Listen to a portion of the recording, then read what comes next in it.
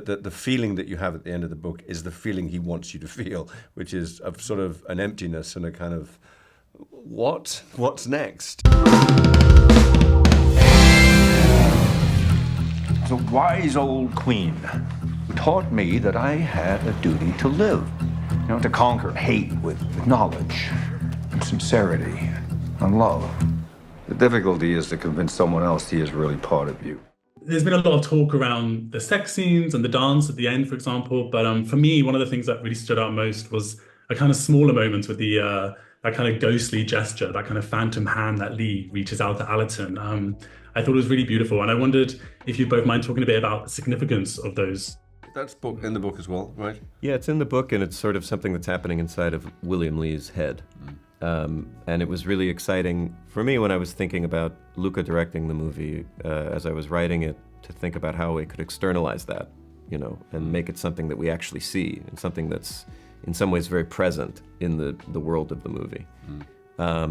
So yeah, that was what it was for me. I felt like that. I don't know about you. Yeah. I felt the need, the urge, and dreamt it and felt it, and it's a really strong emotion. Yeah.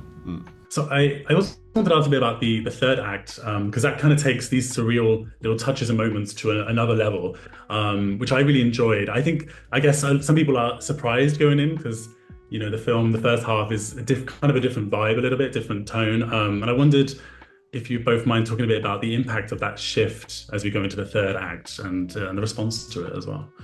Well, for me, it felt, as I was reading the book, this is a bit of a spoiler, but the book opens a door and then very quickly closes it. And it felt to me like the book wanted to open the door and step through and see what was on the other side. And that would be exciting, specifically when you think about the world of a film. It would be exciting to watch that unfold in a film. And it would be exciting emotionally to see whether that solved anything for these characters, or whether it actually made connection easier, or if it just made things more complicated.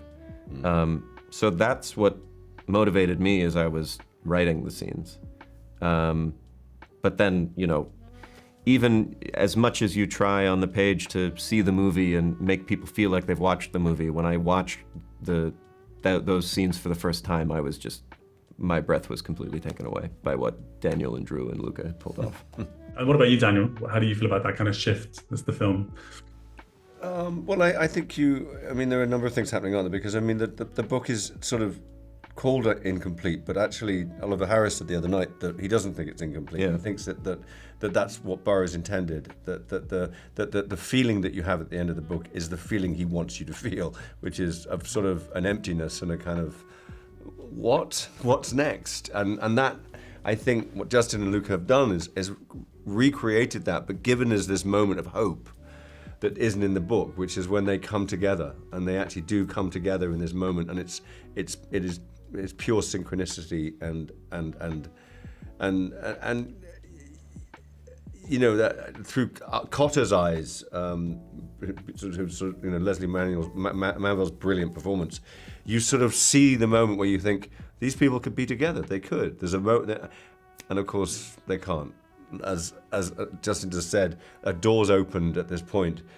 Allerton stares in, and he flees, and then the movie is sort of then it's about that loss. The rest of the movie is about that loss, and the rest of Burroughs' life, which is it's also very Burroughs, which we have to have in the movie. It would have been a failure if we hadn't.